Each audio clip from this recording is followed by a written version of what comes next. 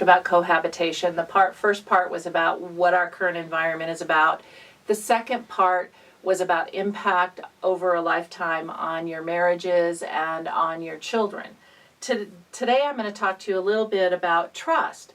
If you're not really trusting somebody enough to marry them, is there really trust in a cohabitating relationship? The impact of trust, when you marry somebody, when you say, I love you enough to believe that you are as committed to this relationship as I am, then trust will form. Now, trust is relational, so obviously you have to have a very tight relationship. It's reliable. So ask yourself this question: if somebody doesn't trust me enough to want to be married to me, are they reliable? So you want to wonder, do they live, if I'm just living with them, can I trust them to want to stay around? And people say all the time, well, I don't need a paper to know that. Then how do you know? I'm just, because we can say anything. Trust is also responsible.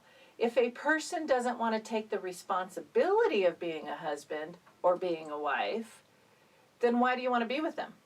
I mean, really think about it. Are they reliable? Are they going to do everything they can over the long haul to make this relationship work, to give the children a stable home, and to give you a stable relationship you can trust that's reliable and responsible?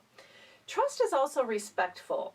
I've learned over the years in the marriage counseling, cohabitation and conjugal relationships really aren't respectful. If we're going to love somebody the way that God wants us to love them, we're going to respect them. And if we respect them, we're going to honor them as a special creation of God, and that marriage is created by God, and that the sexual relationship is a part of marriage.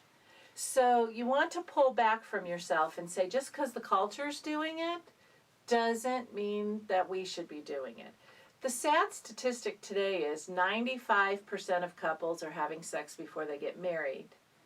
And 98% of couples overall, and 95% of Christian couples.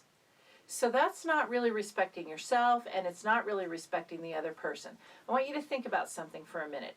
If I were not the one to marry this person, if we break up and she or he goes off some other place and marries a different person, I just had sex with somebody else's wife, or I had sex with somebody else's husband. So you want to be respectful of that as you move through relationships. Trust is also realistic. When we get married, reality sets in pretty quickly. When we're living together, we're not always so realistic about the relationship because we're still kind of trying to live in a fantasy instead of in reality. And so we never really move forward, and we never really mature as a couple. Trust is responsive. Responsiveness comes within the context of a trustworthy marriage. If I'm living with you, I may not get the responses from you because we're both kind of playing on our best behavior, trying not to split up the relationship.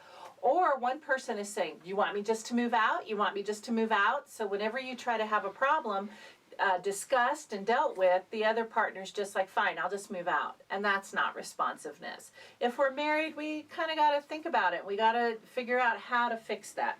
And trust is redemptive. So even though we may have lived together, we can grow in trust. We can redeem the relationship through Jesus Christ. And you can move forward to have all of the trust that marriage offers you. I'm Dr. Pauline Dillard, and this has been A Marriage Moment.